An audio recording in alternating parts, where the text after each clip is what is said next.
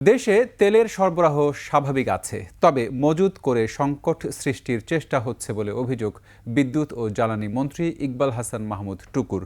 অথচ সারা দেশেই চলছে জ্বালানি সংকট। বেশ কিছু স্থানে বন্ধ রয়েছে পাম্প।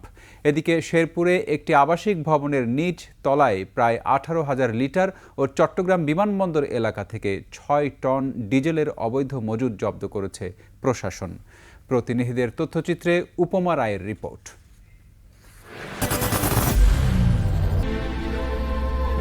I am Ox. গোটা দেশে যখন জ্বালানি নিয়ে উদ্বেগ দুশ্চিন্তায়, তখন শেরপুরে একটি 5তলা আবাসিক ভবনের নিচতলায় অবৈধভাবে গড়ে তোলা হয়েছে ডিজেল মজুদ।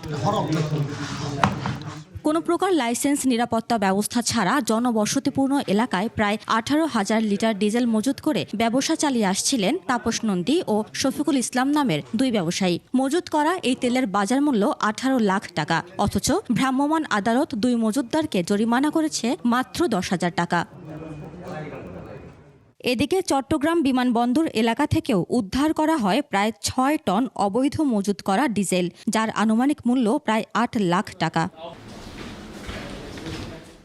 সিরাজগঞ্জের সয়দাবাদ এলাকায় সৌর বিদ্যুৎ কেন্দ্র পরিদর্শন শেষে বিদ্যুৎ ও জ্বালানি মন্ত্রীও বললেন মজুতদারির কথা। তেল সরবরাহ সবসময় আছে, তবে এই যে হঠাৎ করে বেড়ে যাওয়ার মধ্যে দুর্নীতি আছে এবং সেটা ব্ল্যাক মার্কেটিং হচ্ছে। সেটা অলরেডি সিরাজগঞ্জে ধরা পড়ছে দুইটা এবং সারা দেশেই ধরা পড়ছে।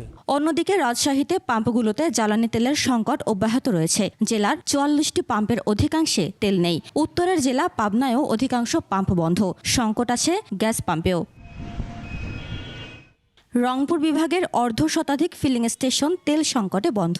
জনরোষের আশঙ্কায় পাম্প রেখে চলে গেছেন কর্মচারীরা। সংকটের এমন চিত্র গাজীপুরের পাম্পগুলোতেও। কর্তৃপক্ষ বলছে তারা 2-1 দিন পর তেল পাচ্ছেন, যা দিয়ে চাহিদা পূরণ সম্ভব না।